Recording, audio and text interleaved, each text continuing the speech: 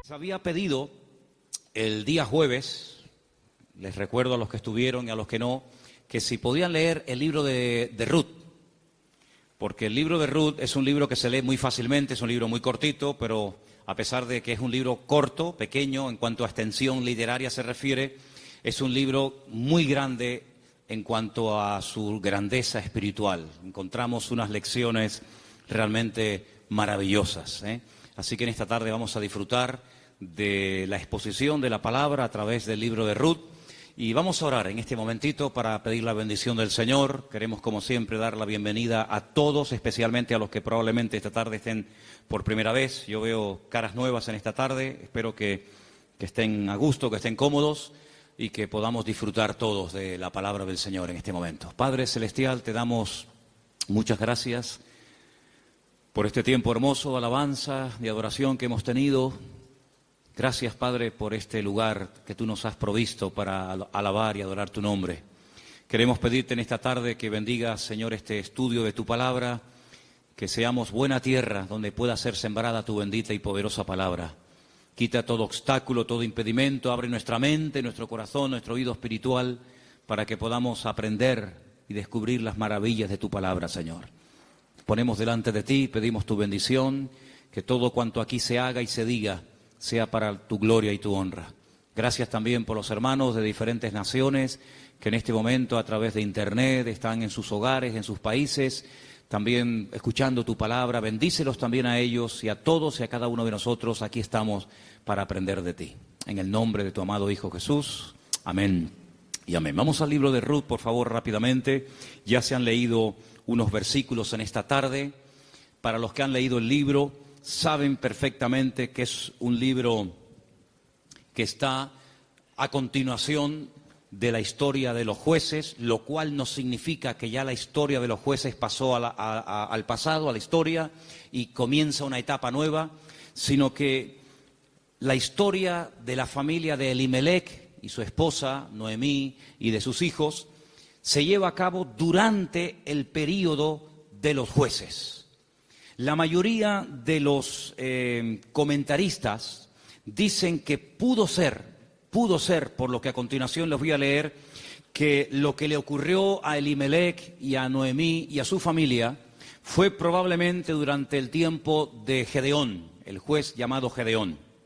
Por una sencilla razón, porque dice en el libro de los jueces que durante el tiempo de Gedeón, el pueblo de Israel hizo lo malo ante los ojos del Señor. Y el Señor ya les había dicho muy claramente que una de las cosas que le podían ocurrir en el futuro, que de hecho ocurrió, es que vendría hambre a la tierra.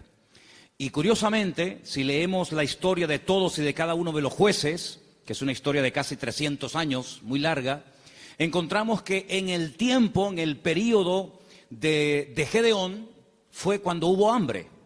Dice que eran los madianitas, que subían de su país, subían de la parte donde ellos estaban, y dice que subían justamente en el tiempo de la cosecha y arrasaban con todo.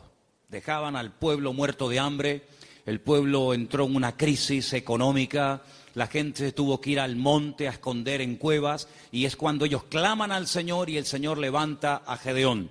Así que ya nos hemos situado, la historia que vamos a contar esta tarde se llevó a cabo probablemente durante el tiempo del juez llamado Gedeón. Los personajes principales que aparecen en el capítulo 1 ya los conocéis. Elimelech, que es el padre de la familia, cuyo nombre significa mi Dios es rey. Eli, mi Dios, Melech, rey. El nombre de su esposa es Noemí, significa dulce, significa placentera. Tenía 2 hijos. El mayor se llamaba, como dice aquí, versículo 2 de Ruth capítulo 1, Malón y Kelión. Malón significa débil, enfermizo. Probablemente era un joven, un niño que desde pequeñito fue muy enfermito y los padres lo vieron así muy flaquito, muy raquítico y le pusieron este nombre que espero que no se le ocurra ponerle a ninguno de ustedes a sus hijos. ¿Cómo se llama el niño? Enfermito. Debilucho. Y el otro no se queda atrás. El otro, Kelión, significa abatido o consumido. Dicho en términos modernos, el hecho polvo de la familia. ¿Qué familia? Bueno, ellos viven en una pequeña población llamada Bet-Lehem, cuyo nombre significa la casa del pan, en la provincia de Judea, el mismo pueblo donde tiempo más tarde nacería el rey David y donde mucho tiempo después nacería nada más y nada menos que el Mesías, el Señor Jesucristo. Ellos ven que el país está pasando por un momento terrible, diríamos hoy en día de paro, de crisis, de pobreza, de miseria, y deciden irse a vivir al extranjero, concretamente a Moab. ¿Qué país sería hoy en día Moab? Bueno, sería el territorio que ocupa Jordania, ¿vale? Hay muchos lugares desde Israel, estando uno viajando por la carretera de Israel, que lo que separa a Jordania de Israel es simplemente la frontera natural del río Jordán y la frontera natural del Mar Muerto. Si tú estás en Israel y ves perfectamente Jordania enfrente de ti. Bueno, pues a ese país llamado Moab, en aquel momento, es donde Elimelech dice, bueno, vámonos de aquí porque aquí nos vamos a morir de hambre, no hay trabajo, no, hay hambre, hay escasez, y se van a vivir a Moab. Los moabitas, como ustedes saben, es para situarnos un poquito, los moabitas eran descendientes de una de las hijas de Lot. Ustedes se acuerdan que cuando Sodoma y Gomorra fue destruida, las hijas de Lot pensaban que el único hombre que quedó vivo de toda la tierra era su padre. Y entonces ellas deciden emborrachar a su padre, mantienen relaciones con él, y de esa manera pues la raza humana no se extinguiría. Y entonces una queda embarazada, la mayor, su hijo lo llama Moab, de ahí vienen todos los moabitas, todos los que son hoy en día de Jordania, y también los amonitas, la otra hija.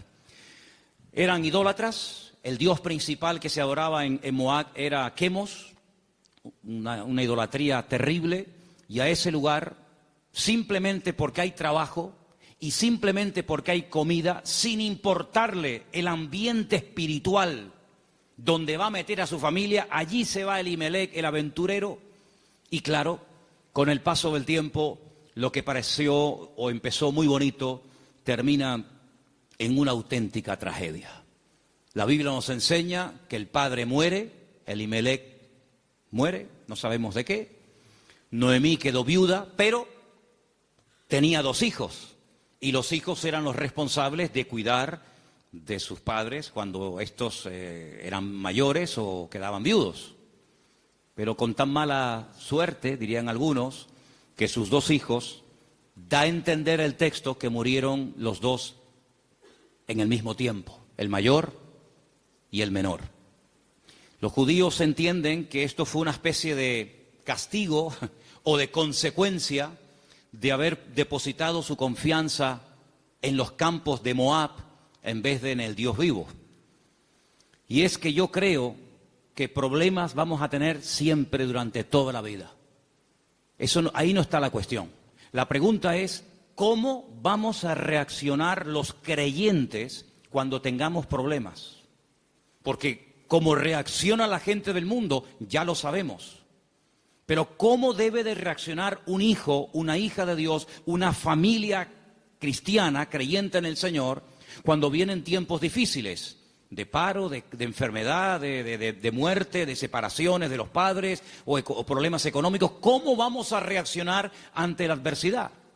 Bueno, no se le ocurrió otra cosa a Elimelech que decir, vámonos de aquí y nos vamos a Moab y empezamos de cero. Bueno, esos eran sus planes, pero dice la Biblia que a veces nuestros pensamientos no son los pensamientos de Dios. Y allí, de la noche a la mañana, hermanos, aquello que empezó tan bonito terminó siendo una auténtica tragedia. 3 viudas. Orfa, la que se casó con uno de los hijos de Elimelech y Noemí. Ruth, la otra que se casó con otro hijo.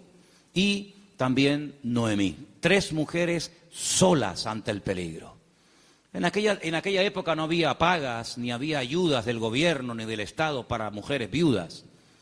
Ya el Señor en su palabra, como vamos a ver en esta tarde, había organizado un sistema para ayudar a los más necesitados, a los colectivos más desfavorecidos, como eran las viudas, los huérfanos, también, como no, los extranjeros. Vamos a verlo dentro de un momento.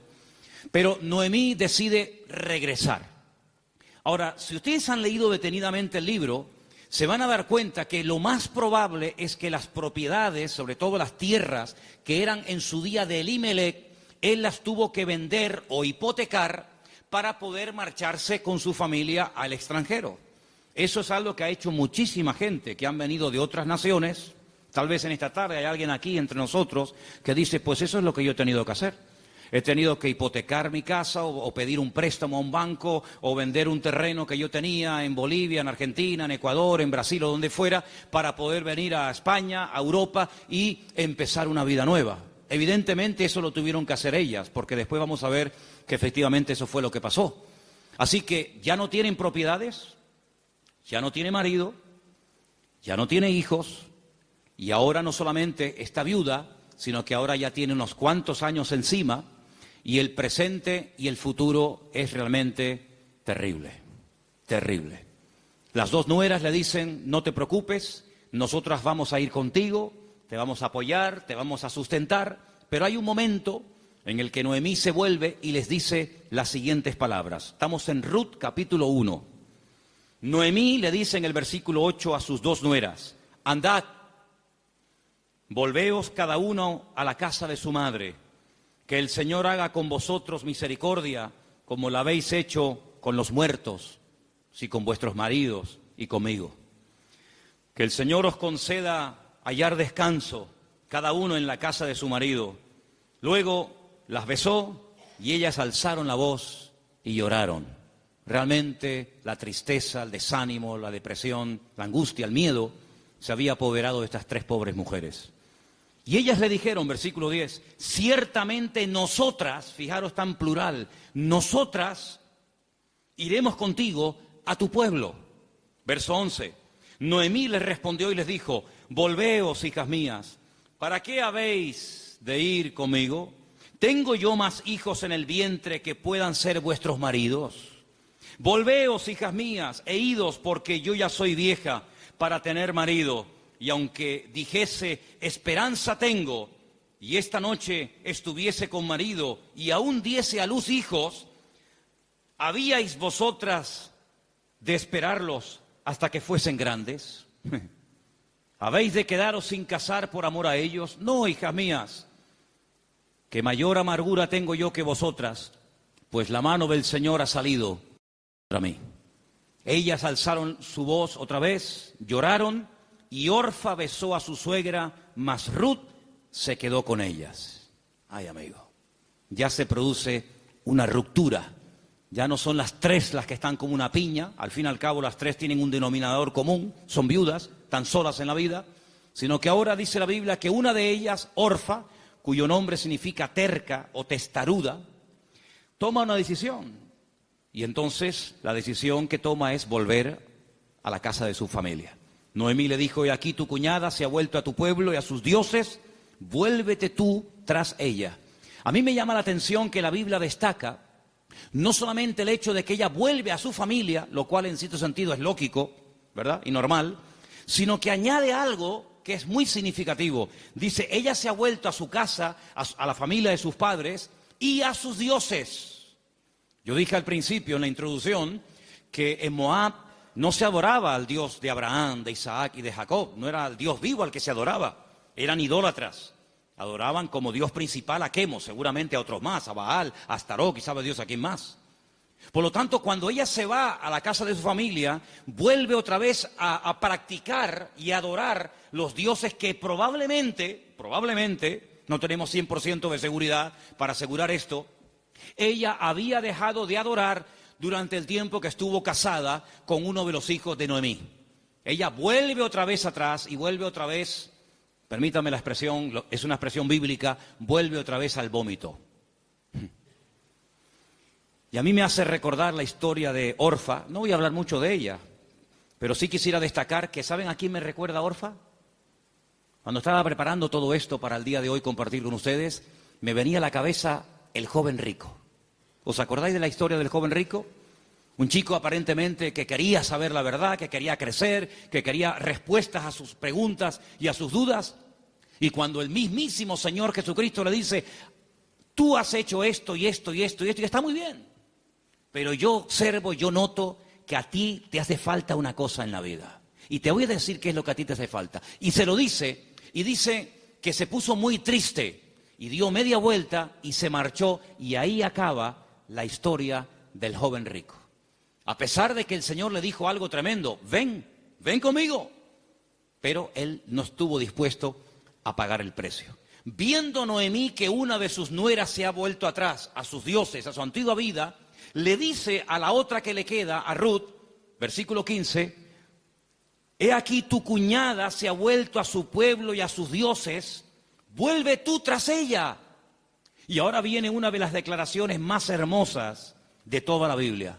Versículos que mucha gente sabe de memoria, porque son una declaración muy profunda de lo convencida que estaba, de lo dispuesta que estaba Ruth de no dar marcha atrás. Los leo, versículos 16 y 17. Ruth le dice, no me ruegues que te deje y me aparte de ti, porque a donde quiera que tú fueres, iré yo.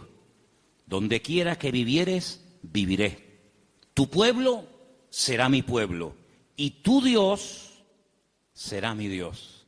Donde tú murieres, moriré yo, y allí seré sepultada. Así me haga el Señor y aún me añada, que solo la muerte hará separación entre nosotras dos. ¿Cuántos dicen amén?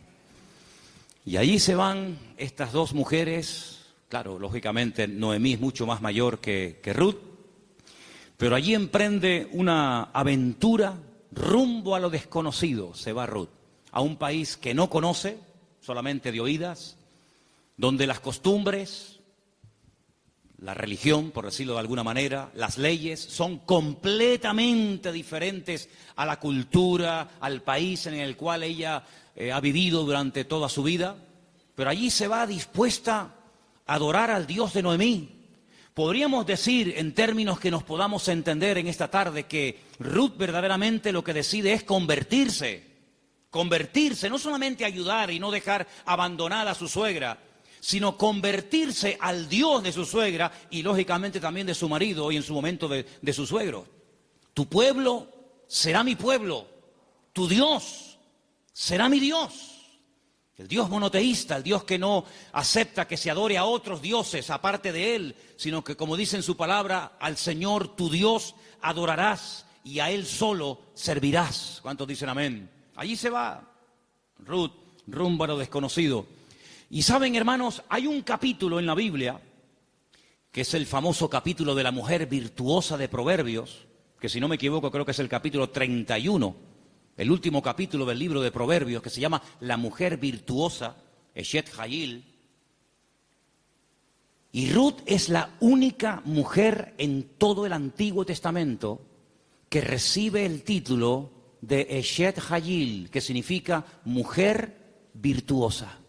Es decir, que cuando leas el capítulo 31 de Proverbios y que te habla de la mujer virtuosa, tú dices, bueno, ¿y quién es una mujer virtuosa? ¿A quién puedo ver como punto de referencia en la historia de la Biblia para saber a lo que se refiere el Señor? Ahí la encuentras en el libro de Ruth.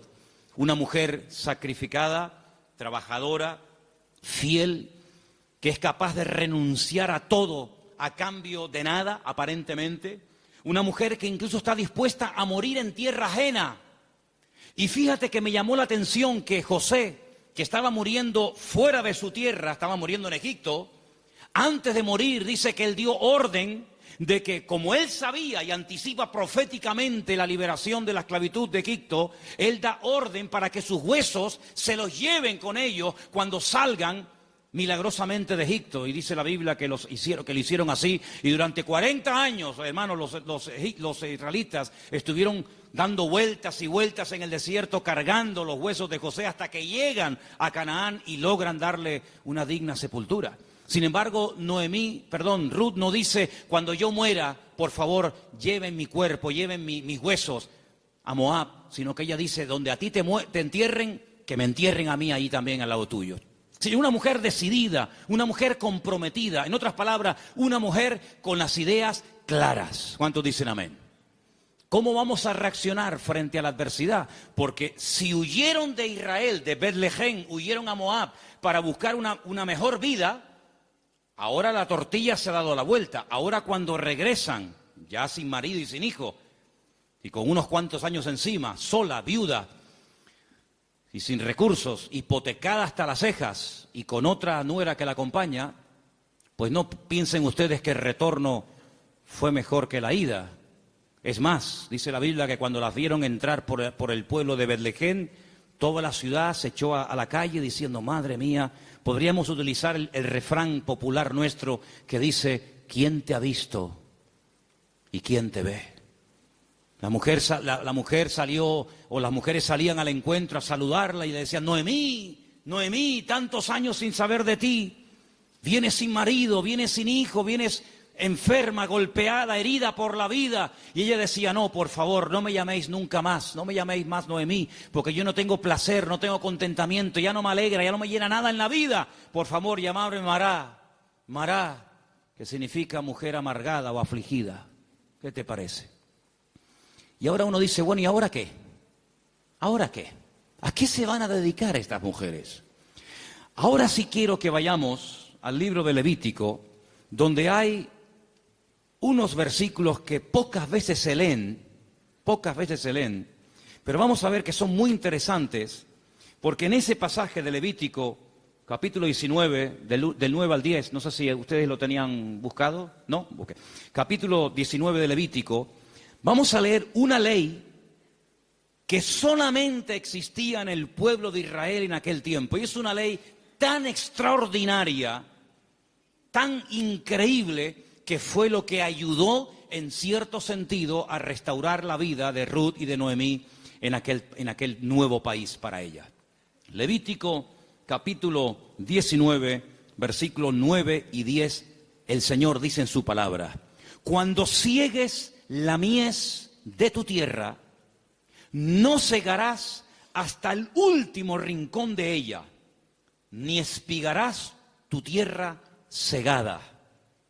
No rebuscarás tu viña, ni recogerás el fruto caído de tu viña. Para el pobre y para el extranjero lo dejarás, dice el Señor. ¿Qué es lo que hacía la gente? Cuando iba a coger la cosecha, arrasaban con todo. Y si se caía un racimo de uvas, o se caía una espiga de trigo, o de cebada, o de lo que fuera, daban marcha atrás y lo recogían. Y si alguien se metía en aquel campo después del tiempo de la siega, estaba pelado, no había nada.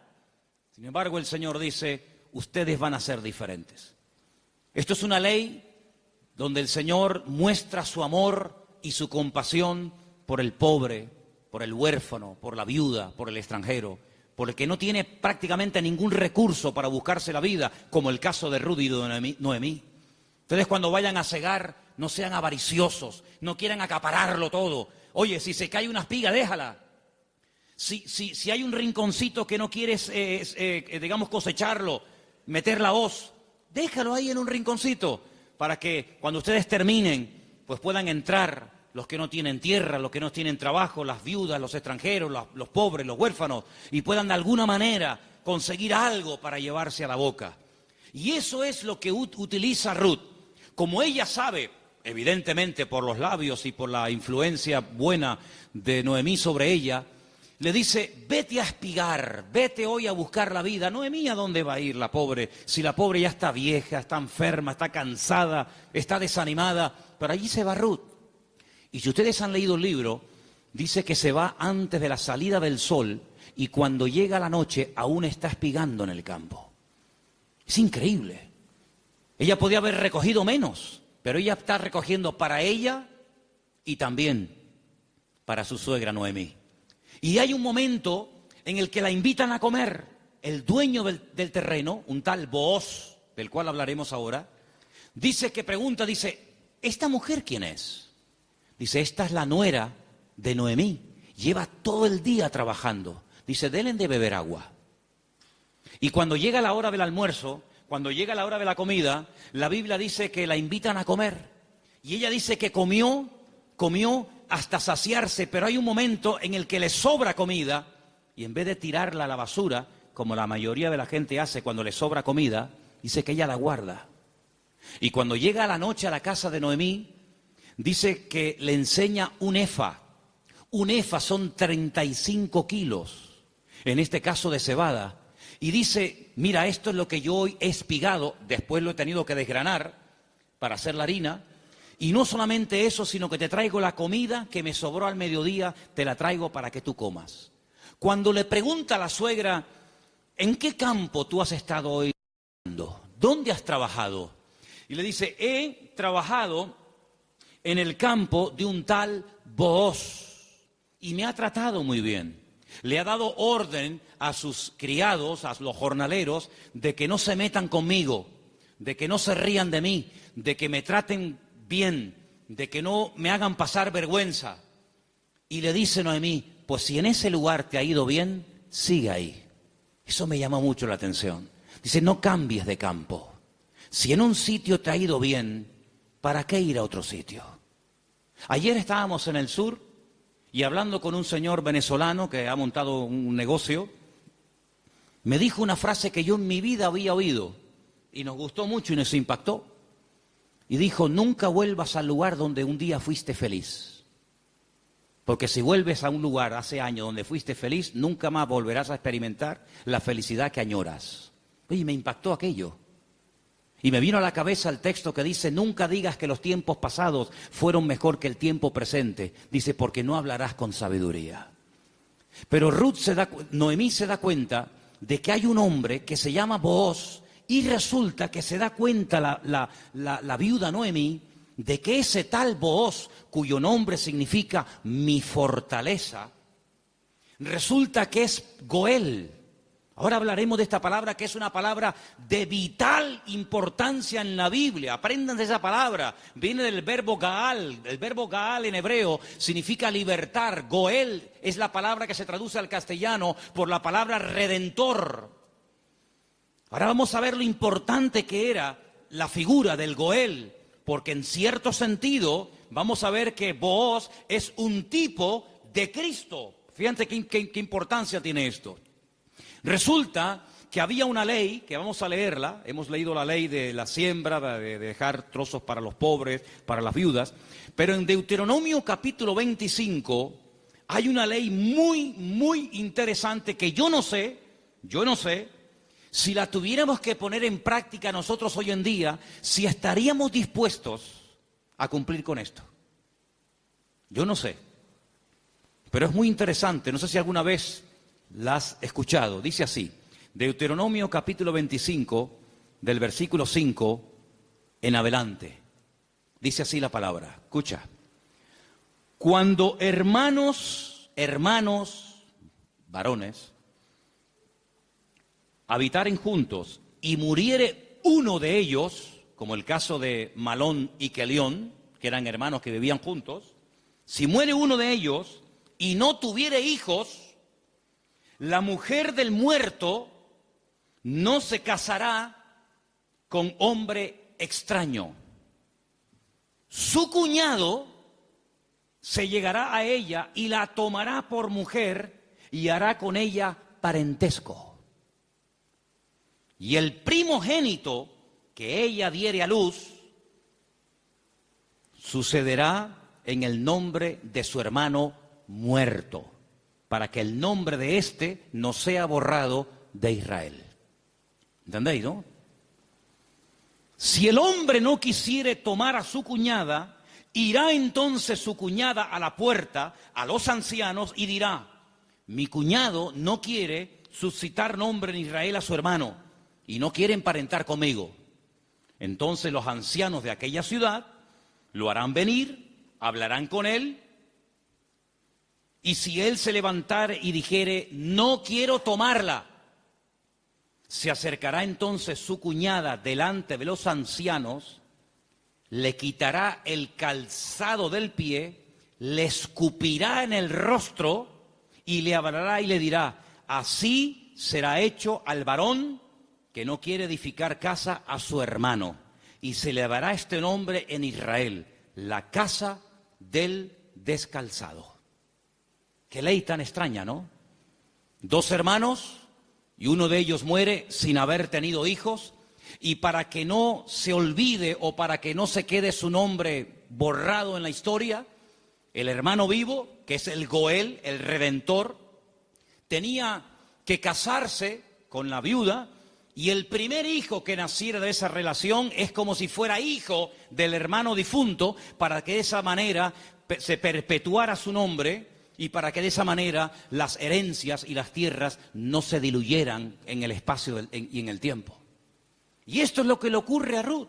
Ruth resulta que se casó con un judío, con un hombre de Belén de Judea, pero ella no tuvo hijos con él. Su hermano, es decir, su cuñado, también murió. Por lo tanto, no hay posibilidad de redimirla. Pero cuando llegan a Israel, la familia de Elimelech, la familia de su marido, pues siguen viviendo allí. Y hay un pariente cercano al cual Booz le dice: oye, a ti te corresponde el derecho de casarte con Ruth. A ti te corresponde el derecho de pagar todas las deudas de Ruth. A ti te corresponde recuperar el patrimonio y las tierras que en su tiempo tuvieron que venderse para que esta familia tuviera que irse al extranjero. Es decir, te haces cargo de la tierra, te haces cargo de las deudas y te haces cargo de la viuda. Y este dice: de eso nada. De eso nada. Pagar yo deudas que no son mías y casarme yo con una mujer que a mí ni me va ni me viene. Y Booz dice: muy bien, vamos a ir delante de 10 ancianos, vamos a ir delante de un minián, delante de 10 hombres judíos, y tú vas a decir eso delante de ellos, que no quieres redimir a Ruth, que no quieres hacerte cargo de sus deudas, de sus hipotecas y de la viuda, y lo vas a decir delante de testigos. Y lo dice. Y entonces es cuando entra en escena Booz y le dice a Ruth: hija, tú no te preocupes. Ahora, la diferencia de edad de Ruth y de Booz tenía que ser inmensa. Algunos comentaristas dicen que ese pariente que rehusó casarse con Ruth probablemente era un hermano de su suegro, de Elimelech. Y algunos comentaristas también he oído que opinan que Booz puede ser que también estuviera emparentado con su suegro, de tal manera que ya era un señor mayor, una persona ya de cierta edad, había una diferencia de edad tremenda. Pero él asume la responsabilidad, no solamente de casarse con la viuda, sino de pagar la hipoteca y las deudas que la familia dejó y que hay que volver a recuperar las tierras. Lógicamente todo eso costaba dinero. Solamente había 2 posibilidades de que en Israel una persona que se desprendiera de patrimonio pudiera volver a recuperarlo. Solamente había 2 formas. Una, que llegara el año de jubileo. ¿El año de jubileo qué era? Era una celebración, una fiesta que se llevaba a cabo cada 50 años. A los 50 años las deudas quedaban anuladas. De ahí viene una parte del famoso Padre Nuestro. Padre Nuestro, perdona nuestras deudas como nosotros también perdonamos a nuestros deudores. Está inspirado un poco en el año de jubileo. Los que eran esclavos se les daba la libertad. Si alguno no quisiera, había todo un proceso para poder volver a retenerlo. Y si alguien había tenido que vender por cuestiones económicas, por necesidad, una propiedad, un terreno, cuando llegaba el año de jubileo, repito, cada 50 años, bueno, todo volvía otra vez a sus dueños originales. ¿Para qué esta ley? Para recordarle al pueblo de Israel que la usura, el querer cada vez tener más y más y más y más y más, a cambio de las desgracias ajenas, eso no se podía dar en el pueblo de Israel. Cada 50 años se empezaba de cero. Nadie le debe nada a nadie. Los ricos no iban a ser cada vez más ricos y los pobres cada vez iban a ser más pobres. De esa manera era una ley justa, una ley donde se le daba oportunidad al que se había endeudado y jamás iba a poder pagar las deudas. Fíjate qué terrible la ley de los desahucios en España. 600.000 familias, 600.000 familias, multiplica por 3 o 4 miembros cada familia, estamos hablando ya de millones de personas, tuvieron que dejar la casa que no podían pagar. Los padres en algunos trancarle la nómina y un alto porcentaje se lo quitó, es decir, un sistema faraónico donde te ofrecían todo los bancos a cambio de nada y te llamaban y te ofrecían todo llamándote a tu casa, y una vez que te tienen en su territorio te aprieta el nudo, amigo, y de aquí no sales nunca. El sistema del faraón en los tiempos modernos. En vez de faraón, llámalo como quieras. Sin embargo, Dios en su palabra jamás iba a permitir que su pueblo cada vez fuera de mal en peor, endeudándose de tal manera que al final era imposible hacer frente a semejantes deudas. Y una cosa también muy importante, aunque no es el tema a tratar, entre hermanos no se podían dar préstamos con intereses. Ustedes saben que hay personas que están pagando muchos años y todavía la deuda no se ha pagado. Lo que están pagando es simplemente parte de los intereses, porque son tan elevados que por una regla de 3, cuanto más pagas, más debes. ¿Cómo se come eso, hermano? Así que la única forma de recuperar una tierra que se había vendido era llegar al año de jubileo. Pero ¿quién le aseguraba al que había vendido una propiedad, ponte que tuviera 40 o 50 años, que iba a durar otros 50 años para recuperar la tierra? Era prácticamente imposible, impensable, pero luego había otra forma. Era otra forma, pero claro, ahí había que tener mucho amor y mucha compasión.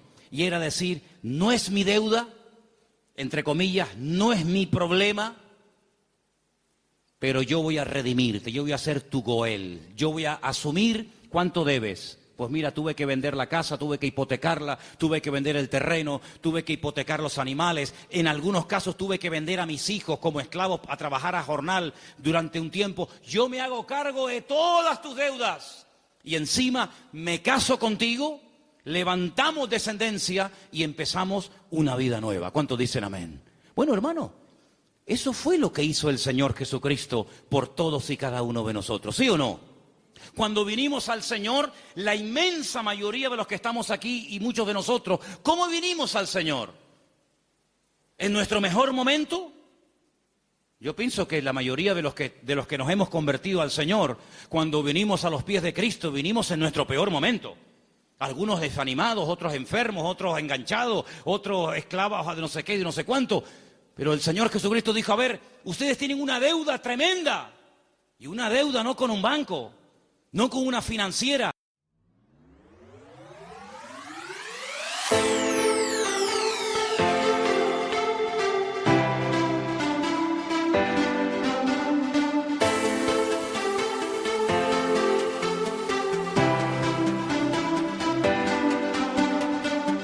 Bước xuống phố anh ngân nga tiếng hát, dạo sự không khí hân hoan sắc hòa đàm.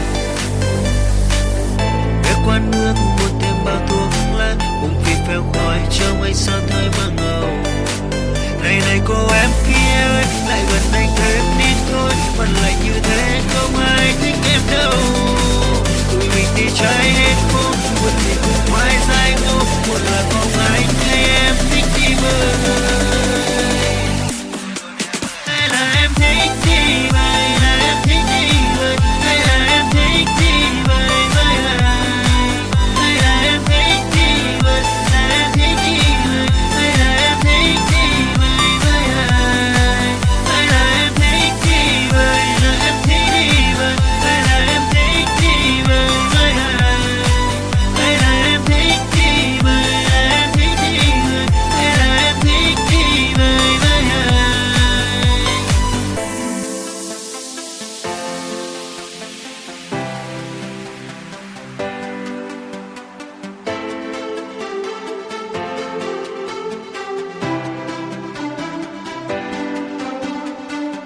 Bước xuống phố anh ngân nga tiếng hát, dạo sự không khí hân hoan sắc hoa đào.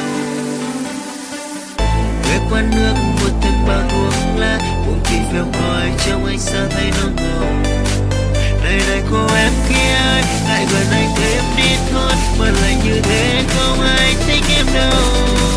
Tụi mình đi chơi hết phố, buồn gì cũng phải say ngô, một là không ai thấy em thích đi bơi.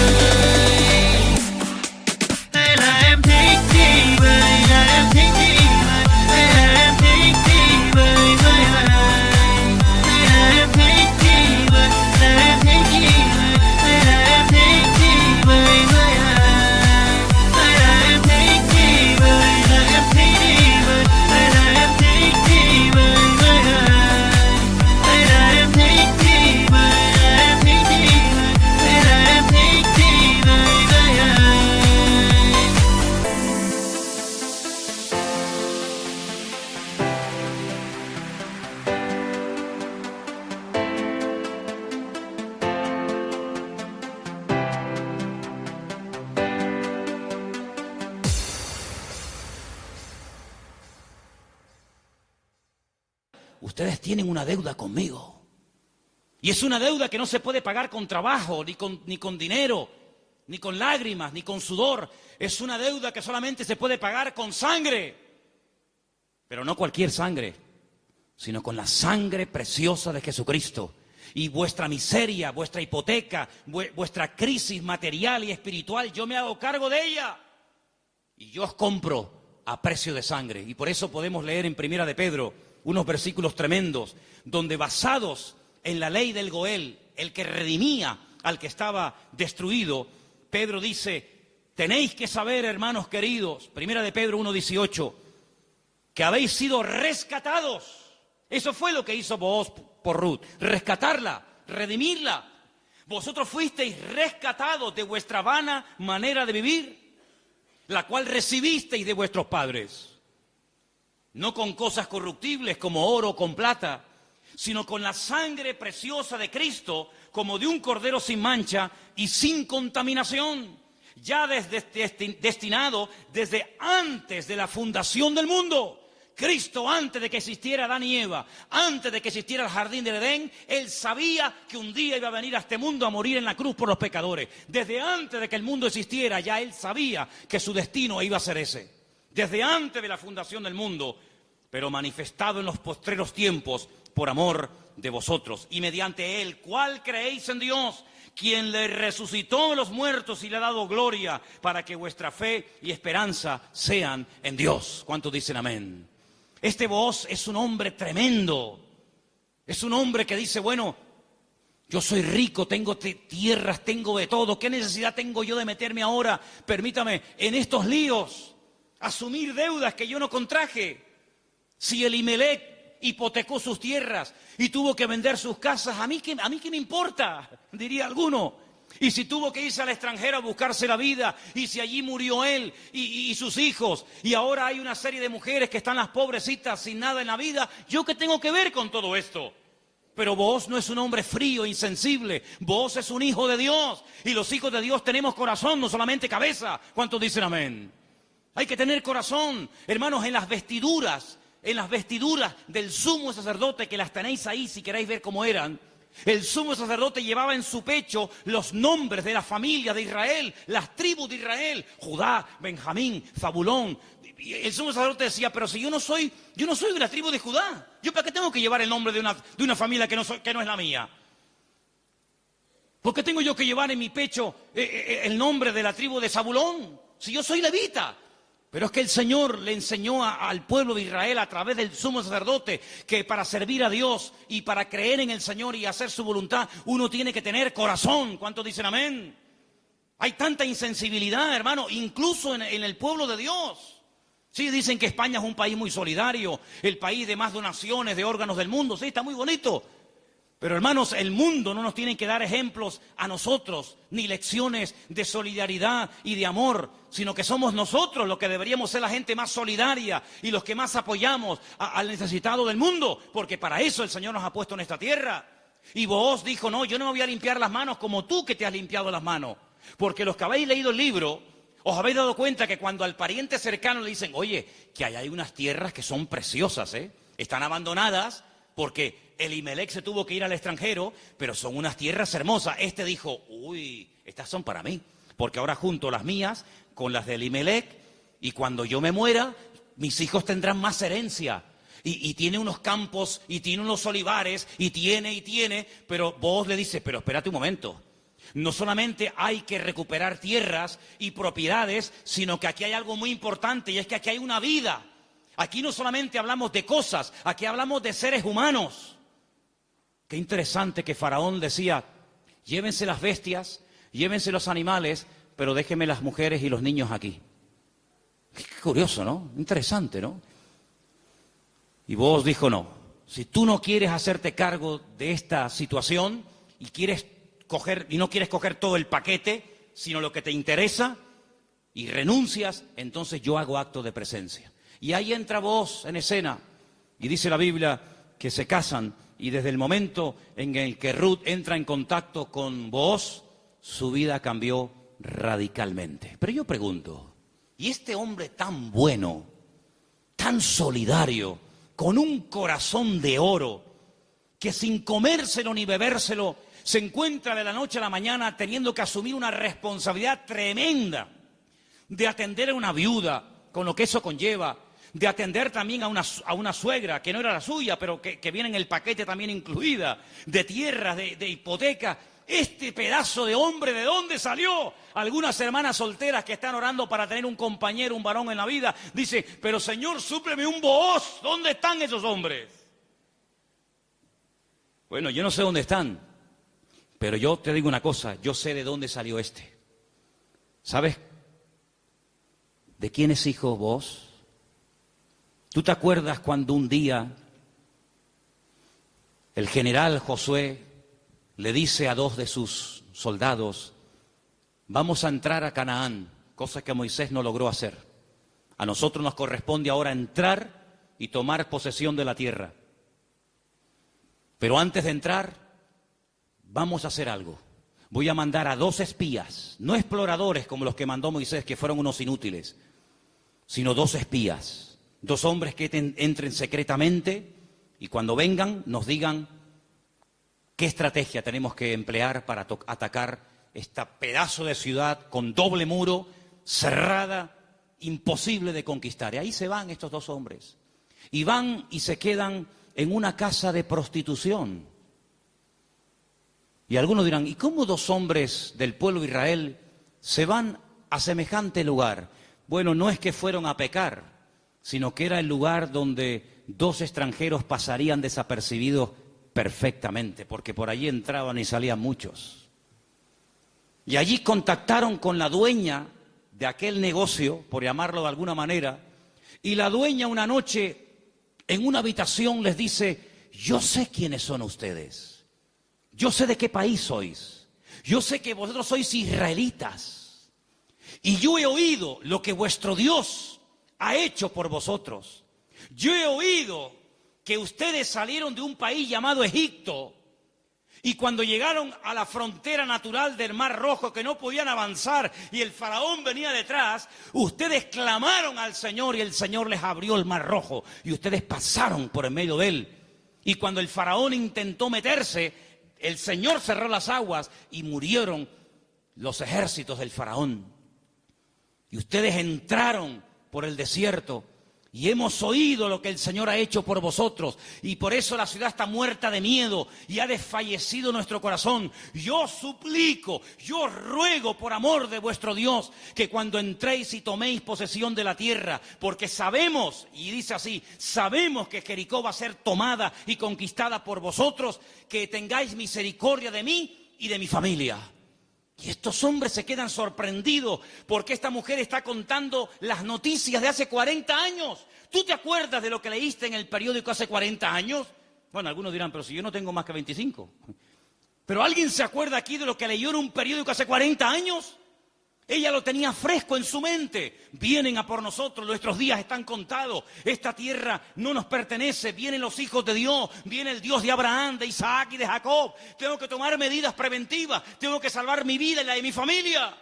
Y los espías le dicen, vamos a hacer algo. Si tú no te chivas, si tú no dices que hemos estado aquí, si tú no vas ahora con el cuento al capitán de la guardia o al rey de Jericó, sino que tú mantienes el secreto. Y el día que nosotros entremos en la ciudad, tú estás dentro de la casa con toda la familia que quiere ser salva, nosotros te protegeremos a ti y a toda tu familia. Y como va a ser esto algo tremendo, porque aquí va a haber una conmoción, un terremoto, esto va a ser un cataclismo terrible, y una ciudad tan enorme, para saber diferenciarla de tantas casas, coge este trapo de color rojo, lo amarras ahí por fuera de la ventana. Yo le diré a los soldados cuando entren a tomar posesión de Jericó, que donde hay un trapo rojo colgado ahí en la ventana, ahí no entren, que esa es la casa de Rahab, la ramera. Y dice la Biblia que ella vivía entre un trozo del muro y el otro, entre muro y muro. Toda la ciudad cayó, no cayeron los muros de Jericó, hermano, ¿sí o no?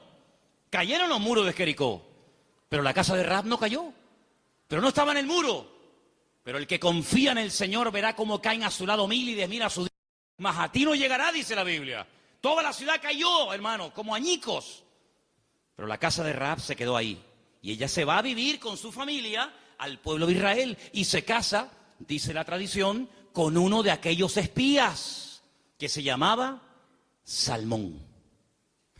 No es que se casó con un pescado, se casó con un señor que se llamaba Salmón.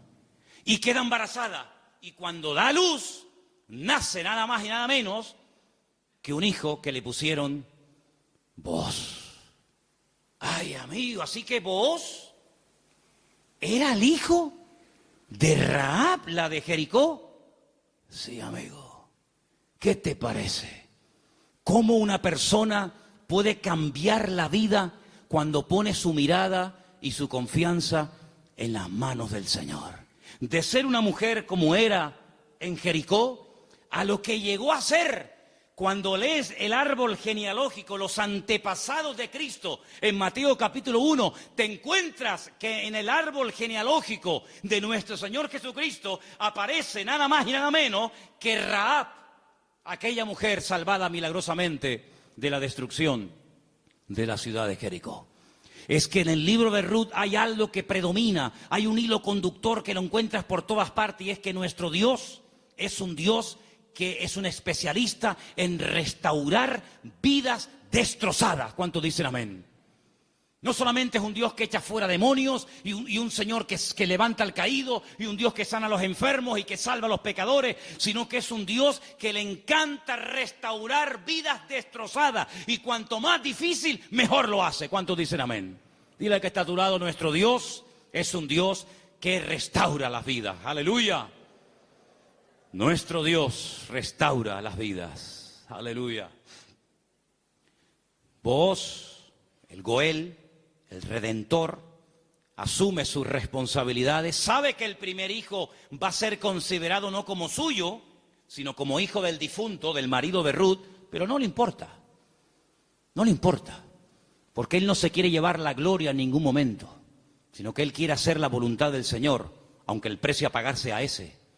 Y por querer preservar el nombre, la memoria, el recuerdo del primer marido de Ruth, este hombre pasa a la historia por ser un gran hombre de Dios. ¿Te das cuenta? Lo que uno siembra es lo que uno cosecha. ¿Cuántos dicen amén?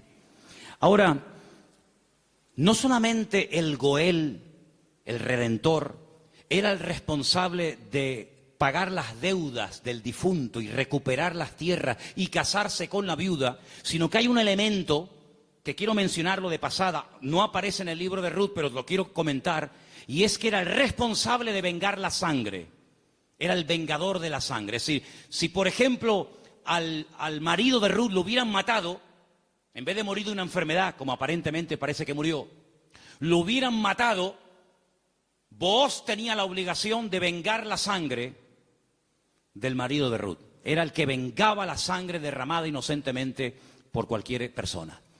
Pero eso no lo quiero tocar, pero también entra dentro de la responsabilidad del Goel. Ahora, hay 3 versículos que vamos a leer en esta tarde que son muy bonitos y muy interesantes, y por favor presten atención. Salmo 119, 154.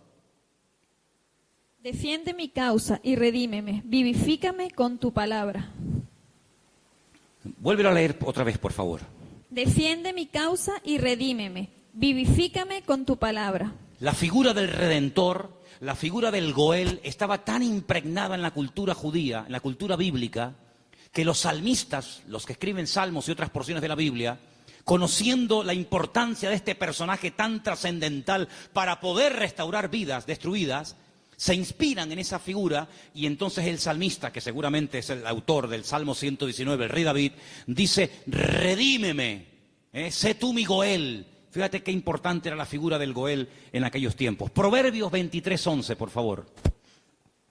Porque el defensor de ellos es el fuerte, el cual juzgará la causa de ellos contra ti. Ahí está, el Señor haciendo las veces del fuerte, del protector, del que cuida, del que redime, del que ayuda a levantar al que ha tropezado y caído. Realmente es algo realmente extraordinario. Y el último texto, Isaías 41:14.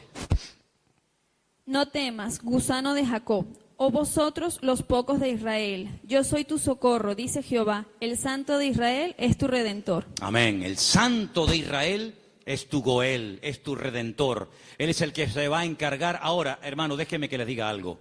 El Goel, el Redentor, ¿de qué se hacía cargo? ¿Solamente de la viuda?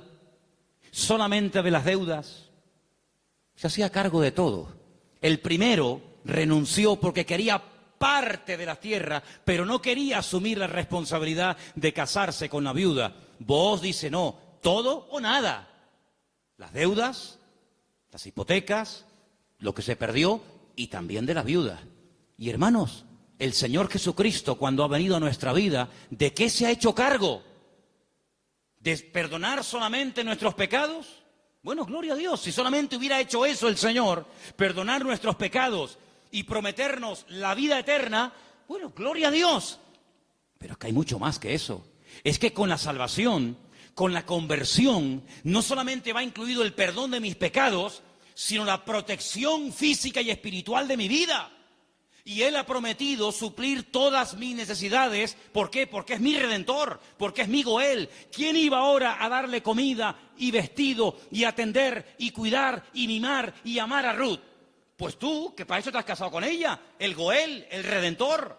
Bueno, pues eso es lo que el Señor ha hecho con nosotros. En ciertos sentidos, como que se ha casado Dios con su pueblo.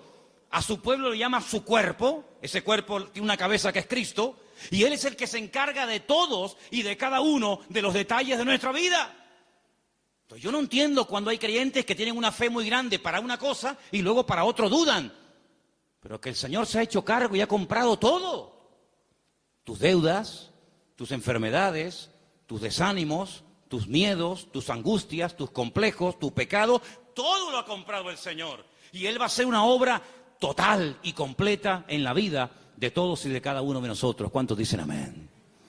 Hermanos, en el capítulo 3 del libro de Ruth, en el versículo 1, me llamó la atención leyendo, yo estuve leyendo en hebreo todo el libro y hay palabras que parecen que son muy, muy interesantes. Pero hay una que particularmente me llamó la atención. En el versículo 1 dice, después le dijo su suegra Noemí, hija mía, ¿no te he de buscar hogar para ti, para que te vaya bien?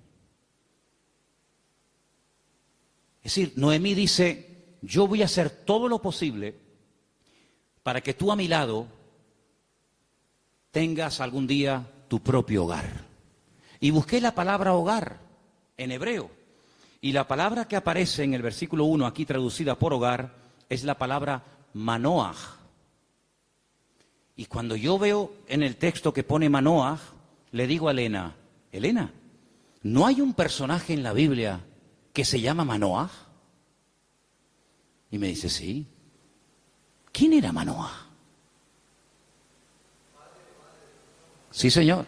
Muy bien, hermano. Era el padre de Sansón, Manoaj. Y digo, voy a buscar lo que significa Manoaj. Y resulta de que me encuentro que la palabra hogar, Manoaj, se puede traducir por descanso, tranquilidad, reposo, quietud y otros tantos sinónimos. Y me pongo a buscar versículos en la Biblia, solamente vamos a leer 2. Me pongo a buscar versículos en la Biblia donde aparece la palabra Manoaj y me quedé sorprendido, porque una de las primeras veces que aparece la palabra Manoaj, traducida aquí en el texto castellano-español por la palabra hogar, es en Génesis 8:9, y os vais a quedar sorprendidos porque tiene que ver con un pájaro, tiene que ver con un animal. ¿Lo tenéis? Génesis capítulo 8, versículo 9, y dice así. ¿Lo tienen, chicas? ¿Sí? Vamos. Y no halló la paloma donde sentar la planta de su pie, y volvió a él al arca, porque las aguas estaban aún sobre la faz de la tierra. Entonces él extendió su mano y tomándola, la hizo entrar consigo en el arca. Noé no podía consultar el parte meteorológico, no tenía ordenador dentro del arca, no tenía WhatsApp y decir, oye, por ahí donde tú vives, bueno, es que no podía decir eso, porque no había nadie con vida fuera del arca. ¿Y cómo consulto, cómo me atrevo yo a abrir la puerta del arca y si se me entra el agua adentro? Llevaba un año dentro de aquel barco, ¿salgo o no salgo? es que antes de salir hay que tomar medidas preventivas. No te tires a la piscina si no hay agua. No, hermano, eso es fe. No, eso es locura. Eso no es fe. Usted va a la piscina y está vacía. Pero usted, hermano, el justo por la fe vivirá. Y yo le diría, descanse en paz, hermano. ¡Pum! Ahí se quedó el hermano. Uy, le falló la fe. No, le falló la cabeza. Eso no es fe. Eso es un disparate. La fe no es locura. La fe es certeza. Es convicción. No es disparate, ni locura, ni emoción, ni sentimiento. Es seguridad de que lo que voy a hacer, mi Dios me ha dicho que lo haga. Ahora, una cosa es que el Señor me diga, tírate a la piscina, pero no hay agua. Si tú me lo dices, yo me tiro. Pero si tú no me lo dices, yo no me tiro ni loco. ¿Cuántos dicen amén? Muy bien. Noé dice, la única forma de comprobar es mandando una paloma. Y dice que abrió la ventana, la única ventana que había en el arca, suelta la paloma, y dice que la paloma no halló lugar donde reposar. Claro, estaba todo anegado en agua, todavía no había bajado el nivel de las aguas, y ahí aparece la palabra Manoah, no había reposo, no había un lugar donde poder decir, bueno, aquí me quedo, y aquí crío mis polluelos, y aquí me hago mi palomar, y no sé qué, no sé cuánto. No había, ¿por qué? Porque las circunstancias todavía no estaban preparadas para salir del arca. Y otro versículo muy conocido, que ustedes se lo saben de memoria, donde aparece la palabra Manoah, es en el Salmo 23, versículo 2. Veamos si queréis el 1 y el 2. Salmo 23, 1 y 2. Que se lo saben de memoria, ¿sí o no? Que dice, vamos, dale.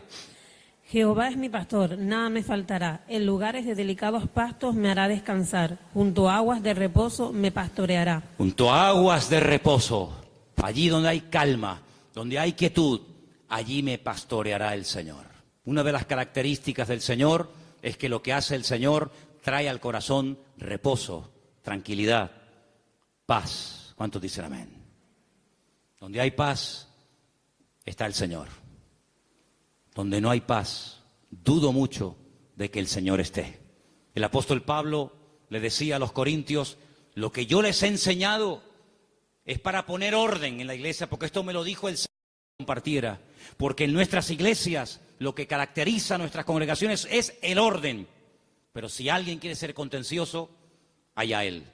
Por lo tanto, hermanos, lo que Noemí le está diciendo a su nuera, Ruth, es que el anhelo de su corazón es que Ruth logre tener algún día un reposo, que logre tener un sitio de tranquilidad donde sea feliz. Y por eso se traduce por la palabra hogar. Y yo pregunto una cosa, ¿y tu hogar cómo está esta noche? ¿Tu hogar es un lugar de reposo? ¿Tu hogar es un lugar de calma y de quietud y de paz? Porque si no lo es, la culpa no la tiene Pedro Sánchez, que dimitió ayer. ¿O también se la vamos a echar a él? La culpa no es de la izquierda ni de la derecha. Cuando no hay Shalom Bay, como dicen los judíos, cuando no hay paz en el hogar, ¿quién tiene la culpa? La cabeza. Así que la responsabilidad principal del hombre en el hogar es traer paz al hogar. Y si no la hay, ya sabes lo que tienes que hacer. Entra en tu aposento y tu Padre que te ve en lo secreto te recompensará en público. Si no tienes recompensa en público, es porque hace mucho tiempo que no estás en lo secreto, en lo escondido con Dios. ¿Cómo reaccionamos ante la adversidad? Es el título del mensaje de hoy. ¿Cómo reaccionamos cuando algo va mal? Siempre tenemos la tendencia de echarle la culpa a algo o a alguien. Si no es el pastor, es la mujer del pastor. Si no es la derecha, es la izquierda. Si no es el frío, es el calor. Si no es el que se fue, es el que se quedó. Siempre buscamos un chivo expiatorio al que echarle la culpa. Noemí, hay un momento cuando ella regresa del extranjero que le dice a la población de Betlehem, no me llaméis Noemí, porque la mano del Señor se ha vuelto contra mí. La mano del Señor no está contra ninguno de sus hijos. Simplemente que hay un trato, hay circunstancias, hay situaciones en la vida por las cuales tendremos que pasar, nos guste o no. Pero no tenemos que tener ningún temor, porque lo que permita el Señor en nuestra vida, todo absolutamente está bajo la mano y el control de nuestro Dios. ¿Cuántos dicen amén? Y eso fue lo que consiguió Ruth. un hogar de paz, de quietud y de calma. Y quiero terminar leyendo unos versículos del libro de Ruth, capítulo 4, versículo 11, que fue la bendición que pronunciaron, la bendición que le dieron a los que se casaban ese día, a Ruth y a Booz. Capítulo 4, versículo 11. Dijeron los que estaban allí congregados, los testigos, todos los que estaban en el pueblo, desde el pueblo a la puerta con los ancianos, dijeron: testigos somos. El Señor haga a la mujer que entra en tu casa como a Raquel y como a Lea, las cuales edificaron casa de Israel, y tú seas ilustre en Efrata y seas de renombre en Belén. Y sea tu casa como la casa de Fares, el que Tamar dio a luz a Judá, por la descendencia que de esta joven te dé el Señor. Y Booz tomó a Ruth, y ella fue su mujer, y se llegó a ella, y el Señor le dio que concibiese y diese a luz un hijo. Y hermanos, los últimos versículos del libro de Ruth dicen así, el verso 21, Salmón, el papá de Booz, es decir, el suegro de Ruth, engendró a Booz. Booz engendró a Obed, que significa servidor, el que sirve al Señor. Qué bonito, ¿eh? Obed engendró a Isaí, e Isaí engendró a David. Luego, si no me equivoco, Ruth fue bisabuela, ¿sí?, del rey David. ¡Qué cambio, hermanos! ¡Qué cambio! ¿Cómo empieza el libro?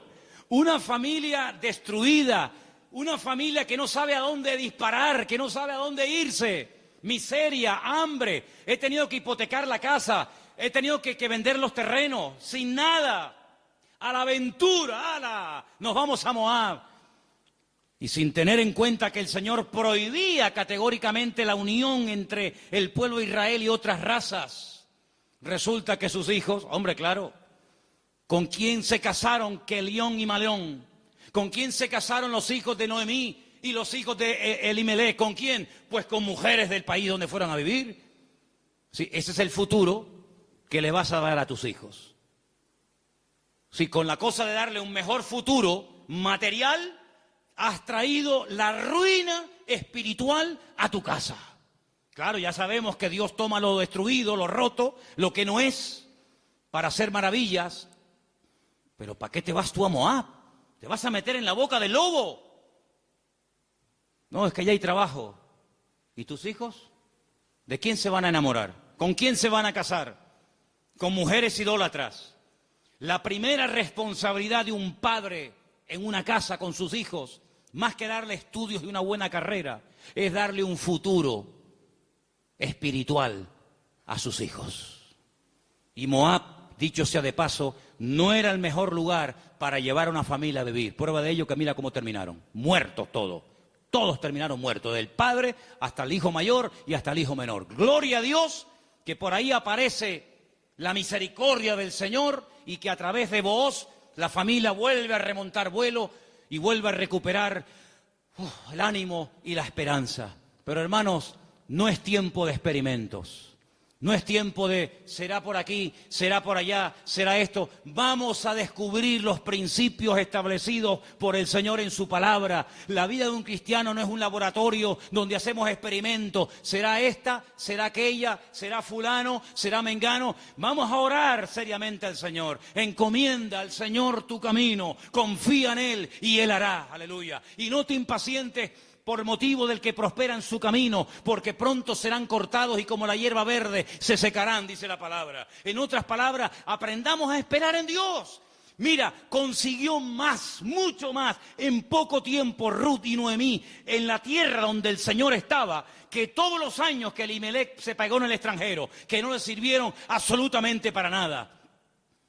La respuesta no estaba en Moab, la respuesta estaba en Belén, más cerca de ellos de lo que se imaginaban.